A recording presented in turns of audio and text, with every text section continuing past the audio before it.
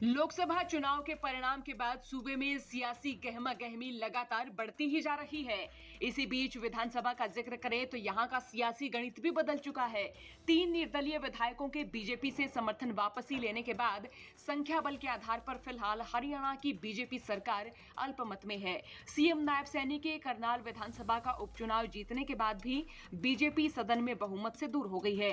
हालांकि अभी बीजेपी के 41 विधायक पूरे हो चुके हैं। 90 विधायकों वाली विधानसभा में अब 87 विधायक ही बचे हैं। हरियाणा की बीजेपी सरकार के पास अपने 41, एक निर्दलीय विधायक नयनपाल रावत और हलोपा के इकलौते विधायक गोपाल कांडा का समर्थन है, जिसके बाद बीजेपी के पास 43 विधायक बनते हैं, जो कि बहुमत से एक कम है।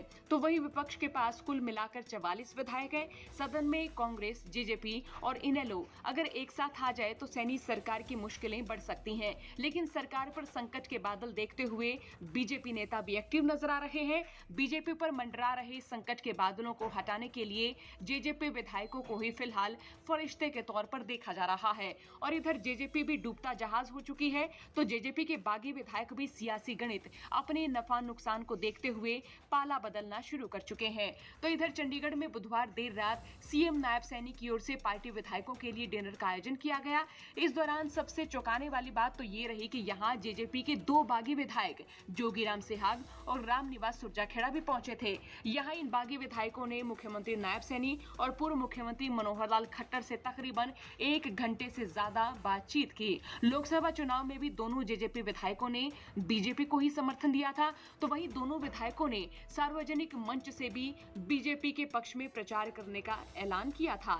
जेजेपी ने अभी इन दोनों विधायकों के खिलाफ विधानसभा में याचिका डाली हुई है। इस याचिका में दोनों विधायकों की ओर से बीजेपी के समर्थन के ऐलान के बाद दल बदलू कानून के तहत सदस्यता रद्द करने की मांग की गई है। इसके सबूत भी जेजेपी की ओर से दिए गए हैं। अब अगर स्पीकर ज्ञानचंद गुप्ता इन दोनों बागी विधायकों की सदस्यता रद्द कर देते हैं तो सरकार के खिलाफ विपक्ष के विधायकों की संख्या कम हो जाएगी, जिसका सीधा सीधा फायदा बीजेपी को होगा।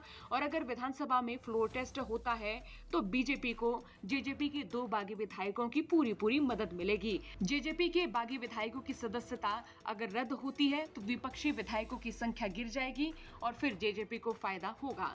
बीजेपी इसी सियासी संकट से उभरने के लिए जेजेपी विधायकों को साधने में जुटी हुई है।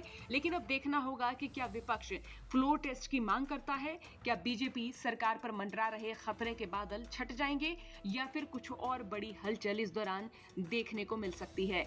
आपका क्या कुछ कहना है, राय रखिए। साथ ही चौगरदे की खबरों के लिए बने रहिए हरियाणा तक के साथ। ब्यूरो रिपोर्ट, हरियाणा तक।